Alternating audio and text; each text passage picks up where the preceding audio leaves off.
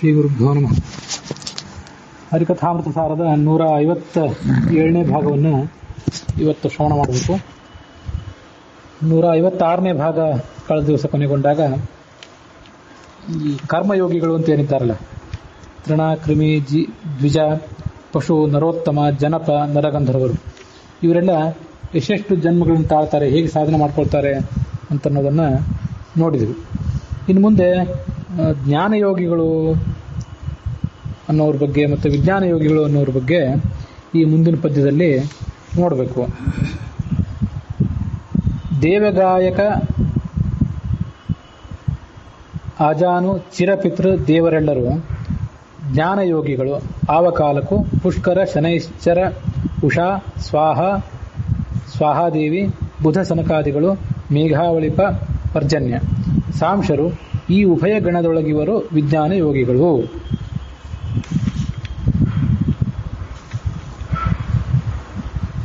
ಮನುಷ್ಯಗಂಧರ್ವರ ತನಕ ಹಿಂದೆ ನಿಂತಿತ್ತು. ಅದರಿಂದ ಮುಂದೆ ದೇವಗಂಧರ್ವರು, ಆಮೇಲೆ ಆಜಾನ ದೇವತೆಗಳು.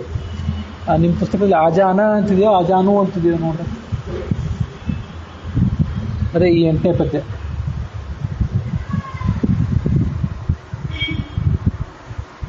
ಆಜಾನ ದೇವಗಾಯಕ ಜಾನು ಅಲ್ಲ, ಅಜಾನ ಅದು ಸರಿ. ಅಜಾನಜ ದೇವತೆಗಳು, ಅದಾದಮೇಲೆ ಚಿರಪಿತೃಗಳು. ಚಿರಪಿತೃ ದೇವತೆಗಳೆಲ್ಲರೂ ಕೂಡ ಜ್ಞಾನಯೋಗಿಗಳು ಅಂತ ಅನ್ಸ್ಕೊಂಡಿದ್ದಾರೆ. ಯಾವ ಕಾಲಕ್ಕೂ ಕೂಡ ಇವರು ಜ್ಞಾನಯೋಗಿಗಳಾಗಿರ್ತಾರೆ. ಇವರಾದ ಬಳಿಕ ಬರುವಂಥ ಪುಷ್ಕರ ಅನ್ನುವಂಥ ದೇವತೆ, ಅವನಕ್ಕಿಂತ ಮೊದಲು ಶನೈಶ್ಚರ, ಅವನಕ್ಕಿಂತ ಮೊದಲು ಉಷಾದೇವಿ, ನಿರುದ್ಧನ ಪತ್ನಿ ಉಷಾದೇವಿ, ಅವಳಿಗಿಂತ ಮೊದಲು ಸ್ವಾಹಾದೇವಿ, ಮತ್ತು ಬುಧ ಸನಕಾದಿ ಋಷಿಗಳು, ಮತ್ತು ಮೋಡಗಳಿಗೆ ಅಭಿಮಾನಿಯಾಗಿರ್ತಕ್ಕಂಥ ಪರ್ಜನ್ಯ, ಇವೆಲ್ಲ ದೇವತೆಗಳು. ಇವರೆಲ್ಲ ಸಾಂಶರು ಅಂತ ಅನಿಸ್ಕೊಂಡಿದ್ದಾರೆ. ಮತ್ತು ಈ ಕೊನೆಗೆ ಬರುವಂಥವ್ರ ಹೆಸರು ಏನಿದೆ, ಇವರೆಲ್ಲರೂ ವಿಜ್ಞಾನ ಯೋಗಿಗಳು ಅಂತ ಕರೆಸ್ಕೊಳ್ತಾರೆ. ಪರ್ಜನ್ಯನವರೆಗೆ, ಸನಕಾದಿಗಳವರೆಗೆ ಕೂಡ ಇಲ್ಲೆಲ್ಲ ಬಂತು. ತಾರತಮ್ಯ ಕಕ್ಷಾದಲ್ಲಿ ಇವರು 18, 19 ಅಲ್ಲಿ ಕಕ್ಷಾಗಳವರೆಗೆ ಇವರ ಹೆಸರನ್ನು ನಾವು ನೋಡ್ತೇವೆ. 18ನೇ ಕಕ್ಷಾದಲ್ಲಿ ಈ ಶೇಷ ಶತಸ್ಥ ದೇವತೆಗಳು ಮತ್ತು ರುದ್ರಾದಿಗಳು ಇವರೆಲ್ಲ ಇದ್ದಾರೆ. ಆ ರುದ್ರಾದಿಗಳು, ಆದಿತ್ಯರು, ವಸುಗಳು ಇವರೆಲ್ಲ ಶೇಷ ಶತಸ್ಥರಲ್ಲೇ ಸೇರ್ತಾರೆ. 19ನೇ ಕಕ್ಷಾದಲ್ಲಿ ಸನಕ, ಸನಂದನ, ಸನಾತನ ಈ ಮೊದಲಾದವರು ಇದ್ದಾರೆ. ಅವರ ಬಗ್ಗೆ ಇಲ್ಲಿ ಈಗ ಹೇಳಿದರು. 19ನೇ ಕಕ್ಷಾದಲ್ಲಿ ಸನಕಾದಿಗಳಿದ್ದರೆ 20ನೇ ಕಕ್ಷಾದಲ್ಲಿ ಪರ್ಜನ್ಯ ಇದ್ದಾನೆ. ಅದಾದ ಬಳಿಕ ಕೆಲವರು ಅನಾಖ್ಯಾತ ದೇವತೆಗಳು, ಮುಂದೆ ಸ್ವಾಹ, ಅವಳ ಬಳಿಕ ಬುಧ, ಅದಾದಮೇಲೆ ಅಶ್ವಿನಿಗಳ ಪತ್ನಿ ಉಷಾದೇವಿ ಇದ್ದಾಳೆ, ಮುಂದೆ ಶನಿ ಇದ್ದಾನೆ, ಪುಷ್ಕರ ಇದ್ದಾನೆ. ಇಲ್ಲಿವರೆಗೆ ಇದೆಲ್ಲ.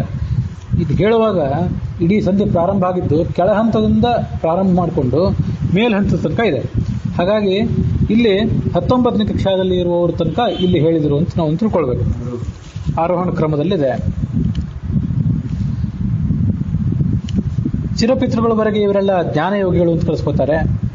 ಅದಾದ ಬಳಿಕ ಬರುವಂತಹ ಪುಷ್ಕರ, ಶನೈಶ್ಚರ, ಉಷಾ, ಸ್ವಾಹ ಇವರೆಲ್ಲರೂ ಕೂಡ ವಿಜ್ಞಾನ ಯೋಗಿಗಳು ಅಂತ ಕರೆಸ್ಕೋತಾರೆ.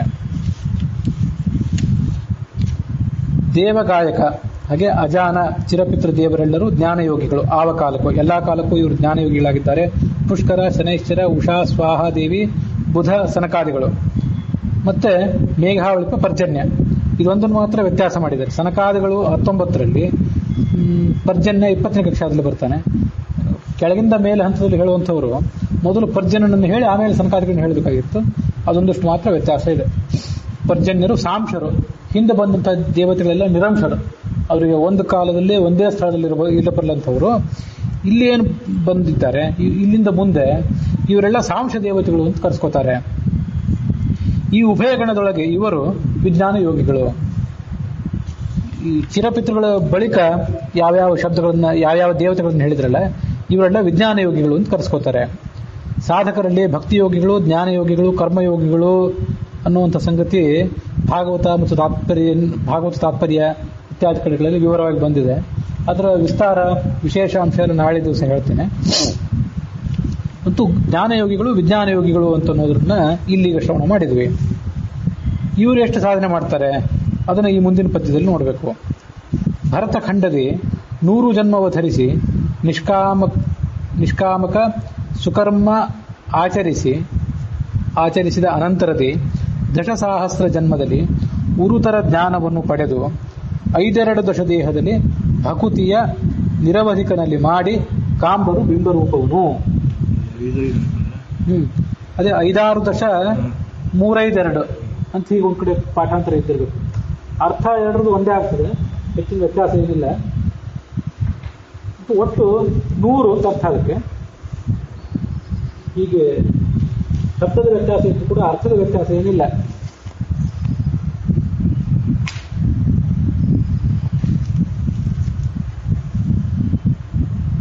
ಭರತ ಖಂಡದಲ್ಲಿ ಇವರು ಹುಟ್ಟುತ್ತಾರೆ. ಈ ಎಲ್ಲ ಹಿಂದೆ ಹೇಳಿದಂಥ ದೇವತೆಗಳು ಹುಟ್ಟಿ 100 ಜನ್ಮಗಳನ್ನ ತಾಳ್ತಾರೆ. 100 ಜನ್ಮ ತಾಳಿ ಆ 100 ಜನ್ಮಗಳಲ್ಲಿ ನಿಷ್ಕಾಮ ಭಾವನೆಯಿಂದ ಸತ್ಕರ್ಮಗಳನ್ನು ಆಚರಣೆ ಮಾಡ್ತಾರೆ. ನಿಷ್ಕಾಮಕ ಸುಕರ್ಮ ಆಚರಿಸಿದ ಅನಂತರ ಇದಾದ ಬಳಿಕ ಮುಂದೆ ದಶಸಹಸ್ರ ಜನ್ಮದಲ್ಲಿ ಮುಂದೆ 10,000 ಜನ್ಮದಲ್ಲಿ ಜ್ಞಾನವನ್ನು ಪಡ್ಕೊಳ್ತಾರೆ. ಹಿಂದೆಲ್ಲ 1000, 10, 3 ಅಂತ ಬಂದಿತ್ತು. ಇವ್ರದ್ದು 10,000 ಪದವಿ ಮೇಲ್ಮೇಲೆ ಹೋದಂತೆ ಪಕ್ಷಾತಾರತಮ್ಯದಲ್ಲಿ ಅವರು ಶ್ರೇಷ್ಠರಾದಂತೆ ಅವ್ರ ಸಾಧನೆ ಹೆಚ್ಚಿರ್ತದೆ. ಆ ಸಾಧನೆಗೆ ಅನುಗುಣವಾಗಿ ಅವರಿಗೆ ಬರುವಂಥ ಫಲನೂ ಕೂಡ ಹೆಚ್ಚಾಗಿರ್ತದೆ. ಅನಂತರದಲ್ಲಿ ದಶಸಹಸ್ರ ಜನ್ಮದಲ್ಲಿ ಉರುತರ ಜ್ಞಾನವನ್ನು ಪಡೆದು, ಹಿಂದಿನವರಿಗಿಂತ ಹೆಚ್ಚಿನ ಜ್ಞಾನವನ್ನು ಪಡೆದು 5 ದಶದೇಹದಲ್ಲಿ ಮತ್ತೆ 100 ದೇಹದಲ್ಲಿ 5 ದಶ 5 × 2 ಅಂದ್ರೆ 10 ಆಯ್ತು. 10 ಮತ್ತೆ 10ರಿಂದ ಗುಣಿಸಿದ್ರೆ 100 ಆಯ್ತು. ಹೀಗೆ ಮುಂದಿನ 100 ಜನ್ಮಗಳಲ್ಲಿ ಆ ನಿರವಧಿಕನಾದಂಥ ಅನಂತ ಶಬ್ದವಾಚ್ಯನಾದಂಥ ಭಗವಂತನಲ್ಲಿ ಅವರು ಭಕ್ತಿಯನ್ನು ಮಾಡ್ತಾರೆ. ಮಾಡಿ ಬಿಂಬರೂಪವನ್ನು ಕಾಂಬರು, ತಮ್ಮ ಬಿಂಬನಾದಂಥ ಪರಮಾತ್ಮನನ್ನು ತಮ್ಮ ಹೃದಯದಲ್ಲಿ ಕಾಣ್ತಾರೆ. ಭರತಖಂಡದಿ ಅಂತ ಬಂತಲ್ಲ, ಇವರು ಹೀಗೆ ದೇವತೆಗಳು ಕೂಡ ಯಾವ್ಯಾವ ಒಂದು ಸಂದರ್ಭದಲ್ಲಿ ಭರತಖಂಡದಲ್ಲಿ ಬಂದಿರ್ತಾರೆ ಅನ್ನೋದಕ್ಕೆ ಇವೆಲ್ಲ ಸೂಚನೆ. ಪ್ರಕಾಶ ಸಂಹಿತ ಇತ್ಯಾದಿ ಗ್ರಂಥಗಳಲ್ಲಿ ಬಂದದ್ದು. ಸತ್ಕರ್ಮ ಕೃತ್ವ ನಿಷ್ಕಾಮಂ ಲಭತೆ ಗುರುಸಂತತಿ ಅತಾತ್ವಿಕಾ ದೇವತಾಸಾಹ ಸತ್ಕರ್ಮ ಶತಜನ್ಮಭಿಃ ಕೃತ್ವ ದಶಸಹಸ್ರೋರು ಜನ್ಮಭಿಃ ಜ್ಞಾನ ಮಾಪ್ಯ ಚ ಭಕ್ತಿಂ ತ್ರಿಶತಕೈರಾಪ್ಯ ಮುಚ್ಚಂತೆ ಜ್ಞಾನಯೋಗಿನಃ. ಸಾಧನಾತ್ ಪೂರ್ವದಲ್ಲಿ ಇವರಿಗೆ ಅನಾದಿ ಕಾಲ ಅಪರೋಕ್ಷವಿಲ್ಲ, ನಿಷೇಧ ಕರ್ಮಗಳಿಲ್ಲ, ನರಕ ಪ್ರಾಪ್ತಿ ಮೊದಲಿಲ್ಲ. ವೇದಶಾಸ್ತ್ರಗಳಲ್ಲಿ ವಿರೋಧ ವಾಕ್ಯವ ಪರಿಹರಿಸಿ ಮಧುಸೂದನನೇ ಸರ್ವೋತ್ತಮೋತ್ತಮನೆಂದು ಸುಖಿಸುವರು. ಈ ಎಲ್ಲ ದೇವತೆಗಳಿದ್ದಾರಲ್ಲ, ದೇವತೆಗಳಲ್ಲಿ ನಾನಾ ತರಗತಿ ದೇವತೆಗಳಿದ್ದಾರೆ. ಸಾಧನೆ ಮಾಡೋದಕ್ಕಿಂತ ಮೊದಲು ಕೆಲವು ದೇವತೆಗಳಿಗೆ ಭಗವಂತನ ಅಪರೋಕ್ಷ ಜ್ಞಾನ ಇದ್ದೇ ಇರ್ತದೆ, ಮೇಲ್ಮೇಲಿನ ತರಗತಿ ದೇವತೆಗಳಿಗೆ. ಇಲ್ಲಿ ಹೇಳೋ ದೇವತೆಗಳಿಗೆ ಸಾಧನೆ ಮಾಡೋದಕ್ಕಿಂತ ಮೊದಲು ಅಪರೋಕ್ಷ ಜ್ಞಾನ ಇಲ್ಲ. ಅವರಿಗೆ ಶಾಸ್ತ್ರ ಶ್ರವಣದಿಂದ ಅಲ್ಲಿ ಕೇಳಿದ ಜ್ಞಾನ ಇದೆಯೇ ಹೊರತು ಅಪರೋಕ್ಷ ಜ್ಞಾನ ಇಲ್ಲ. ಸಾಧನೆಗಿಂತ ಮುಂಚೆ ಇವರಿಗೆ ಅನಾದಿ ಕಾಲದ ಅಪರೋಕ್ಷ ಇಲ್ಲ. ಇವರಿಗೆ ಅನಾದಿ ಕಾಲ ಅಪರೋಕ್ಷವಿಲ್ಲ ಅಂತ ಪದಚ್ಛೇದ ಮಾಡಬೇಕಲ್ಲ. ಅನಾದಿ ಕಾಲ ಪರೋಕ್ಷವಿಲ್ಲ ಅಂತಲ್ಲ, ಹಾಗಲ್ಲ. ಪೂರ್ವ ರೂಪ ಸಂಧಿ ಇವರು ಕನ್ನಡದ್ದು. ಹಾಗಾಗಿ ಪೂರ್ವ ರೂಪ ಅಥವಾ ಪರರೂಪ ಸಂಧಿ. ಅನಾದಿ ಕಾಲ ಅಪರೋಕ್ಷವಿಲ್ಲ, ನಿಷೇಧ ಕರ್ಮಗಳಿಲ್ಲ, ತಪ್ಪು ಕೆಲಸಗಳಂತೂ ಅವ್ರು ಮಾಡೋದೇ ಇಲ್ಲ, ಪಾಪ ಕರ್ಮಾಚರಣೆ ಮಾಡೋದೇ ಇಲ್ಲ, ನರಕ ಪ್ರಾಪ್ತಿ ಮೊದಲಿಲ್ಲ. ದೇವತೆಗಳಿಗೆ ನರಕ ಅಂತ ಅನ್ನೋದಿಲ್ಲ. ಆ ನರಕ ಇರೋದೆಲ್ಲ ಈ ಮನುಷ್ಯರಿಗೆ, ರಾಕ್ಷಸರಿಗೆ ಇಂಥವ್ರಿಗೆ ಮಾತ್ರ. ದೇವಾನಾಂ ನಿರಯೋ ನಾಸ್ತಿ ಅಂತ ತಾತ್ಪರ್ಯ ನಿರ್ಣಯದಲ್ಲಿ 1ನೇ ಅಧ್ಯಾಯದ 88ನೇ ಶ್ಲೋಕದಲ್ಲಿ ಹೇಳ್ತಾರೆ ಆಚಾರ್ಯ. ದೇವಾನಾಂ ನಿರಯೋ ನಾಸ್ತಿ ತಮಶ್ಚಾಪಿ ಕಥಂಚನ ಅಂತ. ಹೀಗೆ ನರಕ ಪ್ರಾಪ್ತಿ ಮೊದಲು ಇಲ್ವೇ ಇಲ್ಲ. ಅವರಿಗೆ ನರಕ ಪ್ರಾಪ್ತಿ ಅಂದ್ರೆ ಏನು? ಕೆಲವು ಬಾರಿ ಭೂಲೋಕಕ್ಕೆ ಬಂದು ಹುಟ್ಟುತ್ತಾರೆ ಪ್ರಾರಬ್ಧ ಕರ್ಮಾನುಸಾರವಾಗಿ. ಆ ಭೂಲೋಕದ ಅನ್ನ ಉಣ್ಣೋದು, ಭೂಲೋಕದ ಮನುಷ್ಯನ ಸಹವಾಸ ಇದೆಯಲ್ಲ, ಇದೇ ಅಪ್ರಿಯ ಅವರಿಗೆ. ವಸ್ತುತಃ ನರಕಕ್ಕೆ ತಳ್ಳಿ ಅವರಿನಲ್ಲಿ ಶಿಕ್ಷೆಗೆ ಗುರಿಪಡಿಸೋದಕ್ಕಿಂತ ಇದೇ ಬಹಳ ಅಸಹ್ಯ ಅವರಿಗೆ. ಈ ಥರ ಆಗ್ತದೆ ಅಂತ ತಿಳ್ಕೊಳ್ಬೇಕು. ವೇದಶಾಸ್ತ್ರದಲ್ಲಿರುವಂಥ ವಿರೋಧ ವಾಕ್ಯವನ್ನು ಪರಿಹಾರ ಮಾಡ್ಕೊಳ್ತಾರೆ. ಅವರು ಭಗವಂತನ ಹಿರಿಮೆಯನ್ನು ತಿಳ್ಕೊಳ್ಳೋದಕ್ಕಿಂತ ಮೊದಲು ವೇದಶಾಸ್ತ್ರಗಳನ್ನೆಲ್ಲ ಆಳವಾಗಿ ಅಧ್ಯಯನ ಮಾಡ್ತಾರೆ. ಅಧ್ಯಯನ ಮಾಡಿ ಪರಸ್ಪರ ವಿರುದ್ಧ ಅನಿಸ್ಕೊಂಡಿರುವಂಥ ಯಾವುದಾದ್ರು ವಾಕ್ಯಗಳಿದ್ರೆ ಅದನ್ನೆಲ್ಲ ಪರಿಹಾರ ಮಾಡಿಕೊಂಡು ನಿಜವಾದ ಅರ್ಥ ಯಾವುದು ಅಂತಂದು ಸ್ಪಷ್ಟವಾಗಿ ತಿಳ್ಕೊಂಡು ಆ ಮೂಲಕ ಅವರು ಭಗವಂತನ ಜ್ಞಾನವನ್ನು ಪಡ್ಕೊಳ್ತಾರೆ. ಕೊನೆಗೆ ಸುಖ ಪಡ್ತಾರೆ. ಸತ್ಯಲೋಕಾಧಿಪನ ಪಿಡಿದು ಶತಸ್ಥ ದೇವಗಣ ಅಂತ ಎಲ್ಲರೂ ಭಕ್ತಿಯೋಗಿಗಳೆಂದು ಕರೆಸುವರು. ಆವ ಕಾಲದಲ್ಲಿ ಭಕ್ತಿಯೋಗ್ಯರ ಮಧ್ಯದಲ್ಲಿ ಸದ್ಭಕ್ತಿ ವಿಜ್ಞಾನಾದಿ ಗುಣದಿಂದ ಉತ್ತಮೋತ್ತಮ ಬ್ರಹ್ಮವಾಯು ವಾಣಿ ವಾಗ್ದೇವಿ.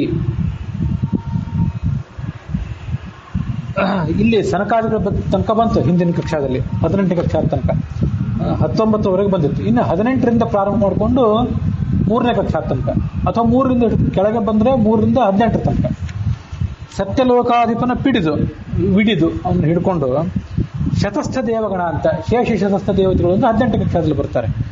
ಅಲ್ಲಿ ತನಕ ಎಲ್ಲರೂ ಕೂಡ ಭಕ್ತಿಯೋಗಿಗಳು ಅಂತ ಕರೆಸ್ಕೋತಾರೆ.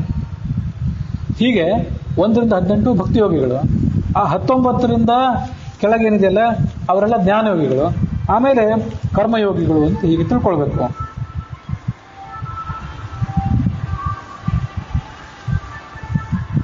ಒಂದರಿಂದ 18 ಜ್ಞಾನಯೋಗಿಗಳು, 19ರಿಂದ 32ರವರೆಗೆ ಅಂದ್ರೆ ಈ ದೇವಗಂಧರ್ವರವರೆಗೆ ಅವರೆಲ್ಲರೂ ಕೂಡ ಜ್ಞಾನಯೋಗಿಗಳು ಅಂತ ಕರೆಸ್ಕೋತಾರೆ. 33, 34, 35 ಇವೇನಿವೆಲ್ಲ ಈ ಕಕ್ಷಾದವರೆಲ್ಲರೂ ಕೂಡ ಕರ್ಮಯೋಗಿಗಳು ಅಂತ ಕರೆಸ್ಕೋತಾರೆ. ಆ ಕರ್ಮಯೋಗಿಗಳು ಅಂತ ಅನ್ನೋದಕ್ಕೆ ವಿಶೇಷ ಅರ್ಥ ಒಂದಿದೆ. ಕರ್ಮಯೋಗಿಗಳು ಜ್ಞಾನಯೋಗಿಗಳು ಅಂತ ಏನಂತ ನಾನು ಈಗಾಗಲೇ ಹೇಳಿದಂತೆ ಅದನ್ನ ನಾಳೆ ದಿವಸ ಹೇಳ್ತೇನೆ.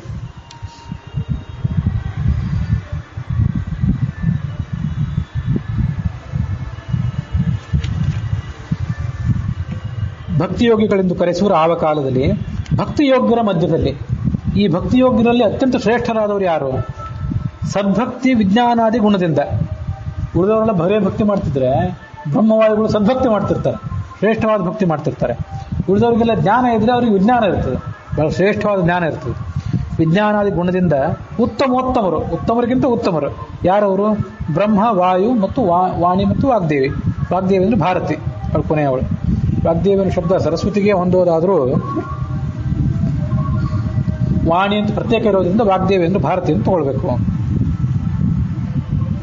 ಋಜುಗುಣಕ್ಕೆ ಭಕ್ತ್ಯಾದಿ ಗುಣ ಸಹಜವೆನಿಸುವವು. ಋಜುಗುಣಸ್ಥರ ಮಹಿಮೆಯನ್ನ ಈ ಮುಂದಿನ ಪದ್ಯಗಳಿಂದ ಪ್ರಾರಂಭ ಮಾಡಿಕೊಂಡು ವರ್ಣನೆ ಮಾಡ್ತಾರೆ ದಾಸರು.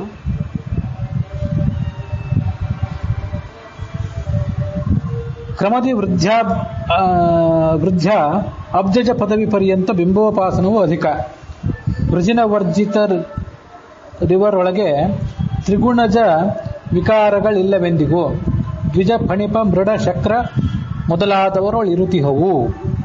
ಇವ್ರದ್ದೇನು ವೈಶಿಷ್ಟ್ಯ? ಈ ಋಜುಗುಣಸ್ಥರದು ಭಕ್ತಿಯೋಗ್ಯರಲ್ಲಿ ಇವರು ಶ್ರೇಷ್ಠರಲ್ಲ.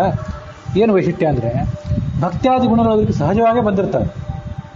ಈ 1ರಿಂದ 18 ತನಕ ಇವು ಉಳಿದವರಿಗೂ ಭಕ್ತ್ಯಾದಿ ಗುಣಗಳು ಬಂದಿರ್ತವೆ. ಇವರಿಗೆ ಇನ್ನೂ ಹೆಚ್ಚು ಭಕ್ತಿ ಜ್ಞಾನ ಮೊದಲಾದ ಗುಣಗಳು. ಇವು ಸಾಧನೆ ಅವರು ಮಾಡ್ತಾ ಮಾಡ್ತಾ ಹೋದಂತೆ ಬ್ರಹ್ಮ ಪದವಿ ಹೋಗೋ ತನಕ ಅವರಿಗೆ ಎಷ್ಟೆಷ್ಟು ಕಲ್ಪದ ಸಾಧನೆ ಇದೆ ಅಂತ ನಾವು ಮುಂದೆ ನೋಡೋರಿದ್ದೀವಿ. ಒಂದೊಂದು ಕಲ್ಪ ಮುಂದೆ ಹೋದಂತೆ ಅವರ ಜ್ಞಾನ ಭಕ್ತಿ ಹೆಚ್ಚಾಗ್ತಾ ಹೋಗ್ತದೆ. ಬ್ರಹ್ಮ ಪದವಿಗೆ ಹೋಗೋವರೆಗೂ ಅವರ ಸಾಧನೆ ಮುಂದುವರಿತದೆ. ಬ್ರಹ್ಮ ಪದವಿ ಅನ್ನೋದು ಅವರ ಸಾಧನೆ ಕೊನೆಯ ಹಂತ. ಮುಂದೆ ಮುಕ್ತರಾಗಿಬಿಡ್ತಾರೆ. ಕ್ರಮದಿ ವೃದ್ಧ ಅಬ್ಜಜ ಪದವಿ ಪರ್ಯಂತ. ಅಬ್ಜ ಅಂದ್ರೆ ಕಮಲಜ ಅಂದ್ರೆ ಚತುರ್ಮುಖ ಬ್ರಹ್ಮ, ಆ ಪದವಿ ಪರ್ಯಂತ. ಬಿಂಬೋಪಾಸನವು ಅಧಿಕ. ಹಾಗೆ ಅವರು ಆ ಬಿಂಬೋಪಾಸನೆ ಮಾಡಿ ಅಂತಸ್ಥಿತ ಇಟ್ಕೊಂತ ಭಗವಂತನನ್ನ ಅವರು ಬಿಂಬೋಪಾಸನೆ ಮಾಡಿ ಆ ಭಗವಂತನನ್ನ ಮತ್ತಷ್ಟು ಒಲಿಸ್ಕೋತಾರೆ. ವೃಜಿನ ವರ್ಜಿತರು ಇವರೊಳಗೆ ತ್ರಿಗುಣಜ ವಿಕಾರಗಳಿಲ್ಲವೆಂದಿಗೂ. ಇವರು ವೃಜಿನ ವರ್ಜಿತರು, ಅನಾದಿ ಕಾಲದಿಂದ ಇವರು ಪಾಪರಹಿತರು, ಎಂದೂ ತಪ್ಪಿ ನಡೆಯೋದಿಲ್ಲ. ಇವರು ರುಜು ಅಂತ ಯಾಕೆ ಕರೀತಾರೆ ಅಂದರೆ ರುಜು ಅಂದರೆ ನೇರವಾದ ಮಾರ್ಗ, ಶುದ್ಧವಾದ ಮಾರ್ಗ ಅಂತ ಅರ್ಥ. ತಪ್ಪಿ ನಡೆಯೋದಿಲ್ಲ ಎಂದು. ಅವರಿಗೆ ಭಗವಂತನಿಗೆ ಲಕ್ಷ್ಮೀದೇವಿಗೆ ಹೋಲಿಸಿದ್ರೆ ಅವರಲ್ಲಿ ಕೊರತೆಗಳಿವೆ ಇಲ್ಲ ಅಂತಲ್ಲ. ಕೊರತೆ ಇರೋದು ಬೇರೆ, ತಪ್ಪಿ ನಡೆಯೋದು ಬೇರೆ. ತಪ್ಪಿ ನಡೆಯೋದಿಲ್ಲ, ಭಗವಂತನಿಗೆ ವಿರುದ್ಧವಾಗಿ ನಡೆಯೋದಿಲ್ಲ. ವೃಜಿನ ವರ್ಜಿತರಿವರೊಳಗೆ ತ್ರಿಗುಣಜ ವಿಕಾರಗಳಿಲ್ಲವೆಂದಿಗೂ. ಸತ್ವರ್ಜಸ್ತಮ ಗುಣಗಳ ವಿಕಾರ ಇವರಿಗಿಲ್ಲ. ದ್ವಿಜ ಫಣಿಪ ಮೃಡ ಶಕ್ರ ಮೊದಲಾದವರೊಳು ಇರುತಿಹವು. ಇವು ಈ ಬ್ರಹ್ಮ ವಾಯು ಸರಸ್ವತಿ ಮತ್ತು ಭಾರತೀಯರಿಗಿಲ್ಲ. ಅಲ್ಲಿಂದ ಮುಂದೆ ಬರುವಂತಹ ಗರುಡ ಶೇಷ ರುದ್ರಾದಿ ಇಂದ್ರಾದಿ ದೇವತೆಗಳಿದ್ದಾರಲ್ಲ, ಅವರಿಗೆ ತ್ರಿಗುಣಜ ವಿಕಾರಗಳಿವೆ. ಕಲಿಯ ಪ್ರವೇಶ, ಕಲಿಯ ಪ್ರಭಾವಕ್ಕೆ ಬಲಿಯಾಗುವಿಕೆ ಇವೆಲ್ಲ ಕೆಳಗಿನವರಿಗೆ, ಈ ಮೇಲಿನವರಿಗಿಲ್ಲ.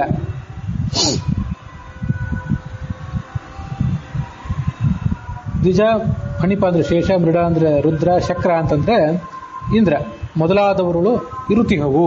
ಅವರೊಳಗೆ ಈ ಕಲಿಪ್ರವೇಶ ಅಂತ ಅನ್ನೋದು ಇದ್ದೇ ಇದೆ.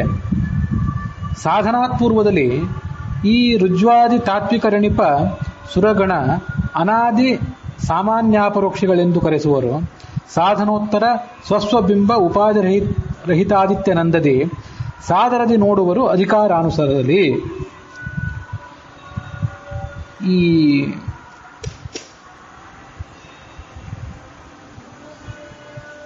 ಈ ಋಜುಗುಣಸ್ಥರು ಅಂತನೋರು ಇರ್ತಾರಲ್ಲ, ಈ ಋಜುಗುಣಸ್ಥರಿಗೂ ಅವರಿಂದ ಕೆಳಗೆ ಬರುವಂಥ ಈ 5ನೇ ಕಕ್ಷಾದಿಂದ ಕೆಳಗೆ ಬರುವಂಥ 5ನೇ ಕಕ್ಷಾದಿಂದ 18ನೇ ಕಕ್ಷಾದಲ್ಲಿ ಬರುವಂಥವರಿಗೂ ಸ್ವಲ್ಪ ವ್ಯತ್ಯಾಸ ಇದೆ. ಅದೇನೆಂದರೆ ಅವರಿಗೆ ಇರುವಂಥ ಅಪರೋಕ್ಷ ಜ್ಞಾನ ಅನಾದಿ ಕಾಲದಿಂದ ಇವರಿಗೆಲ್ಲರಿಗೂ ಕೂಡ ಅಪರೋಕ್ಷ ಜ್ಞಾನ ಇದ್ದೇ ಇರ್ತದೆ. ಋಜುಗುಣಸ್ಥರಾದವರಿಗೆ ಅಪರೋಕ್ಷ ಜ್ಞಾನ ಅಂತಂದ್ರೆ ತಮ್ಮ ಬಿಂಬದ ಅಪರೋಕ್ಷ ಜ್ಞಾನ, ಭಗವಂತನ ಯಾವ ಬಿಂಬ ರೂಪ ಪ್ರತಿಬಿಂಬ ನಾವು ಅಂತನ್ನೋದರ ಅಪರೋಕ್ಷ ಜ್ಞಾನ ಅದು ಅನಾದಿ ಕಾಲದಿಂದ ಇರ್ತದೆ ಇವರಿಗೆ. ಅದಕ್ಕೆ ಅದು ಹೇಗಿರ್ತದೆ ಅಂದ್ರೆ ಅದು ಸಾಮಾನ್ಯ ಅಪರೋಕ್ಷ, ಸಾಮಾನ್ಯ ಅಪರೋಕ್ಷ, ವಿಶೇಷ ಅಪರೋಕ್ಷ ಅಂತಿದೆ. ಆ ಸಾಮಾನ್ಯ ಅಪರೋಕ್ಷ ಅಂತ ಮೊದಲಿಂದಲೂ ಇದ್ದೇ ಇರ್ತದೆ. ವಿಶೇಷ ಅಪರೋಕ್ಷ ಸಾಧನೆ ಮಾಡಿದ ಮೇಲೆ ಹೆಚ್ಚಾಗ್ತದೆ. ಅದೇನು ಹಾಗಂದ್ರೆ ಅಪರೋಕ್ಷ ಅಂತಂದ್ರೆ ಕಣ್ಣಾರೆ ನೋಡುವಂತ ಅರ್ಥ. ಅದರೊಳಗೆ ಸಾಮಾನ್ಯ ವಿಶೇಷ ಅಂದ್ರೆ ಏನು ಅಂತಂದ್ರೆ ಸೂರ್ಯನನ್ನು ನಾವು ಈ ಕಣ್ಣಾರೆ ನೋಡ್ತಿದ್ದೇವೆ. ಸ್ವಚ್ಛವಾದ ಆಕಾಶದಲ್ಲಿ ಏನೂ ಮೋಡವಿಲ್ಲದೆ ಕನ್ನಡಕವನ್ನು ಹಾಕ್ಕೊಳ್ಳದೆ, ಕಪ್ಪು ಕನ್ನಡಕವನ್ನು ಹಾಕ್ಕೊಳ್ಳದೆ ಸೂರ್ಯನನ್ನು ನೋಡೋದು ಇದು ವಿಶೇಷ ಅಪರೋಕ್ಷ, ಏನೂ ಅಡೆತಡೆ ಇಲ್ಲದೆ. ಕಪ್ಪು ಕನ್ನಡಕವನ್ನು ಹಾಕ್ಕೊಂಡು ಅಥವಾ ಮೋಡದ ಮರೆ ಇದ್ದಂಥ ಸೂರ್ಯನ ನೋಡೋದೇನಿದೆಯಲ್ಲ ಇದು ಸಾಮಾನ್ಯ ಅಪರೋಕ್ಷ. ಕಣ್ಣಾರೆ ನೋಡ್ತಿದ್ದೀವಿ ಇಲ್ಲ ಅಂತಲ್ಲ, ಆದರೆ ಸ್ವಚ್ಛವಾದ ವಾತಾವರಣದಲ್ಲಿ ಕಣ್ಣಿಗೇನು ಮರೆ ಇಲ್ಲದೆ ಸೂರ್ಯನನ್ನು ನೋಡೋದಕ್ಕೂ ಮರೆ ಇಟ್ಕೊಂಡು ಸೂರ್ಯನ ನೋಡೋದಕ್ಕೂ ವ್ಯತ್ಯಾಸ ಇದೆ. ಹೀಗೆ ಸಾಧನೆ ಮಾಡೋದಕ್ಕಿಂತ ಮೊದಲು ಅವ್ರಿಗೆ ಇದು ಅವ್ರ ಮಹತ್ವ, ಋಜುಗುಣಸ್ಥರ ಮಹತ್ವ. ಸಾಧನೆ ಮಾಡೋದಕ್ಕಿಂತ ಮೊದಲು ಅಂತಂದರೆ ಎಷ್ಟು ಸಾಧನೆ ಮಾಡ್ತಾರೆ ಅಂತ ಮುಂದೆ ಬರ್ತದೆ. ಅವರು ಇದೆಲ್ಲ ವಿವರಣೆ ನಾವು 100+100 ಕಲ್ಪಾಂತಿಗೆಲ್ಲ ನೋಡ್ತೀವಿ. ಆ ಎಲ್ಲ ಸಾಧನೆ ಮಾಡೋದಕ್ಕಿಂತ ಮೊದಲು ಕೂಡ ಸೃಷ್ಟಿಗೆ ಬರೋದಕ್ಕಿಂತ ಮೊದಲು ಕೂಡ ಸೃಷ್ಟಿ ಪ್ರಕ್ರಿಯೆ ಪ್ರಾರಂಭ ಆಗೋದಕ್ಕಿಂತ ಮೊದಲು ಅವರು ಸೃಷ್ಟಿಗೆ ಬರೋದಕ್ಕಿಂತ ಮೊದಲು ಅವ್ರಿಗೆ ಅಪರೋಕ್ಷ ಜ್ಞಾನ ಇದೆ. ಆದರೆ ಅದು ಕೇವಲ ಸ್ವಲ್ಪ ಮಬ್ಬಾದಂಥ ಅಸ್ಪಷ್ಟವಾದ ಅಪರೋಕ್ಷ ಜ್ಞಾನ. ಮುಂದೆ ಸ್ಪಷ್ಟವಾದ ಅಪರೋಕ್ಷ ಜ್ಞಾನ ಸಾಧನೆ ಮಾಡಿದ ಮೇಲೆ.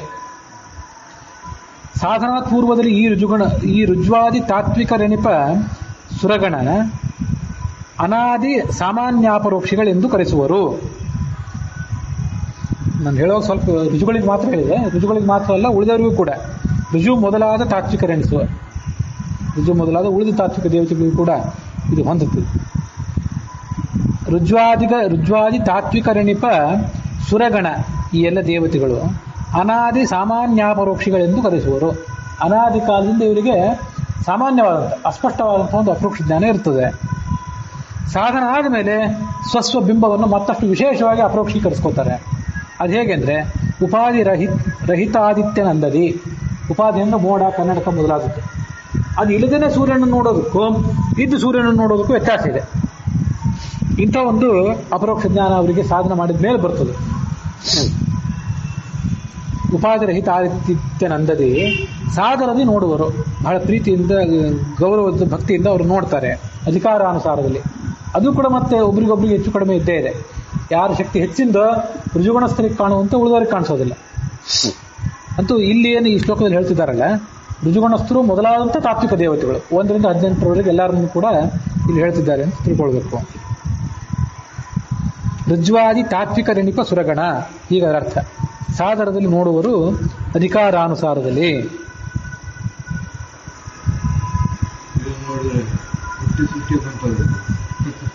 ಚಿನ್ನ ಭಕ್ತರು ಎನಿಸುತಿಹರು ಸುಪರ್ಣ ಶೇಷಾದ್ಯಮರರೆಲ್ಲ ಅಚ್ಛಿನ್ನ ಭಕ್ತರು. 4 ರೆಣಿಪರು ಭಾರತೀ ಪ್ರಾಣ ಸ್ವನ್ನೊಡಲ ವಾಗ್ದೇವಿಯರು ಪಣೆಗಣ್ಣ ಮೊದಲಾದವರೊಳಗೆ ತತ್ತನ್ನಿಯಾಮಕರಾಗಿ ವ್ಯಾಪಾರವನ್ನೇ ಮಾಡುವರು. ಈ ಗರುಡ ಶೇಷ ರುದ್ರ ಮೊದಲಾದವರಲ್ಲಿದ್ದಾರಲ್ಲ ಚಿನ್ನ ಭಕ್ತರು. ಇವ್ರ ಭಕ್ತಿ ಒಮ್ಮೆ ಹೆಚ್ಚಾಗ್ತದೆ, ಒಮ್ಮೆ ಕಡಿಮೆ ಆಗ್ತದೆ. ಕೆಲವೊಂದು ಬಾರಿ ಭಗವಂತನಿಗೆ ವಿರುದ್ಧವಾಗಿ ನಡ್ಕೋತಾರೆ. ಹಾಗಾಗಿ ಇವರಲ್ಲಿ ಚಿನ್ನ ಭಕ್ತರು. ಆದರೆ ಋಜುಗುಣಸ್ಥರು ಮಾತ್ರ ಅಚ್ಛಿನ್ನ ಭಕ್ತರು, ಎಂದೂ ಭಗವಂತನಿಗೆ ವಿರುದ್ಧವಾಗಿ ನಡ್ಕೊಳ್ಳುವವರೇ ಅಲ್ಲ. ಚಿನ್ನ ಭಕ್ತರು ಎನಿಸುತಿಹರು ಸುಪರ್ಣ ಶೇಷಾದ್ಯಮರರೆಲ್ಲ. ಅಚ್ಛಿನ್ನ ಭಕ್ತರು ಯಾರು 4 ಅಂದ್ರೆ ಭಾರತಿ ಪ್ರಾಣ, ಸ್ವನ್ನೊಡಲ ವಾಗ್ದೇವಿ. ಸ್ವರ್ಣ ಅಂದ್ರೆ ಬಂಗಾರ, ಸ್ವನ್ನೊಡಲ ಅಂದ್ರೆ ಹಿರಣ್ಯಗರ್ಭ. ಇವರು ಮಾತ್ರ ಅಚ್ಛಿನ್ನ ಭಕ್ತರು. ಪಣೆಗಣ್ಣ ಮೊದಲಾದವರೊಳಗೆ ಈ ಗರುಡ ಶೇಷ ರುದ್ರಾದಿಗಳ ಒಳಗೆ ನಿಂತ್ಕೊಂಡು ಮೊದಲಾದವರೊಳಗೆ ತತ್ತನ್ನಿಯಾಮಕರಾಗಿ ವ್ಯಾಪಾರವನ್ನೇ ಮಾಡುವರು. ಅವ್ರ ಒಳಗಿದ್ದು ಅವ್ರವ್ರ ಕೆಲಸಗಳನ್ನು ಮಾಡಿಸ್ಕೊಂಡು ಹೋಗ್ತಾರೆ ಅಂತನೂಲಿಗೆ ಈ ಕಲ್ಪಸಾಧನ ಸಂಧಿ ಅಥವಾ ಅಪರೋಕ್ಷ ತಾರತಮ್ಯ ಸಂಧಿ ಅದು 24ನೇ ಸಂಧಿ ಅಥವಾ 23ನೇ ಸಂಧಿ ಅದರ 14ನೇ ಪದ್ಯ ಇಲ್ಲಿಗೆ ಸಮಾಪ್ತಿಯನ್ನು ಕಂಡಿದೆ. ಉತ್ಥಾನ ದ್ವಾದಶಿ ದಿವಸ ಇದೊಂದು ವಿಶೇಷವಾದ ದಿವಸ. ತುಳಸಿಯ ವಿವಾಹ ಇತ್ಯಾದಿಗಳಾಗುವಂಥ ದಿವಸ. ಮತ್ತು ಉತ್ತರಾದ ಮಠದಲ್ಲಿ ಸಾಯಂಕಾಲ ಕೂಡ ರಾಮದೇವರ ಪೂಜಾ ನಡೀತದೆ. ಸಾಯಂಕಾಲ ದೇವರನ್ನು ಮುಟ್ಟೋದಿಲ್ಲ, ಸ್ವಾಮಿಗಳು ಊಟ ಆದಮೇಲೆ ದೇವರನ್ನು ಮುಟ್ಟೋದಿಲ್ಲ ಸಾಮಾನ್ಯವಾಗಿ. ಉಳಿದ ಸಂದರ್ಭದಲ್ಲಿ ಮುಟ್ಟಕ್ಕೆ ಅವಕಾಶ ಇಲ್ಲ. ಆದರೆ ಉತ್ಥಾನ ದ್ವಾದಶಿ ದಿವಸ ರಾಮದೇವರು ಮಠಕ್ಕೆ ಬಂದ ದಿವಸ ಅದ. ನರಹರಿ ತೀರ್ಥರು ಒರಿಸ್ಸಾದ ಗಜಪತಿ ಸಂಸ್ಥಾನದಿಂದ ರಾಮದೇವರನ್ನು ಕರ್ಕೊಂಡು ಮಧ್ವಾಚಾರ್ಯರು ತಂದು ಒಪ್ಪಿಸಿದ ದಿವಸ. ಹಾಗಾಗಿ ರಾಮದೇವರು ಬಂದ ದಿವಸ ಅನ್ನೋ ದೃಷ್ಟಿ ಇಟ್ಕೊಂಡು ಸಾಯಂಕಾಲ ಹೊತ್ತು ಕೂಡ ಸಾಯಂಕಾಲನೇ ಕರ್ಕೊಂಡು ಬಂದ್ರಂತೆ. ಹಾಗಾಗಿ ಕರ್ಕೊಂಡು ಬಂದಿದ್ದರಿಂದ ಅದರ ಸಂಕೇತವಾಗಿ ಆ ಪೂಜೆಯನ್ನು ಸಾಯಂಕಾಲದ ಕೂಡ ಮುಟ್ಟಿ ಸಾಂಗವಾಗಿ ಪೂಜಾ ಅಭಿಷೇಕ ಇತ್ಯಾದಿಗಳ ಸಮೇತವಾಗಿ ಸಾಯಂಕಾಲ ಕೂಡ ಪೂಜೆ ಆಗ್ತದೆ.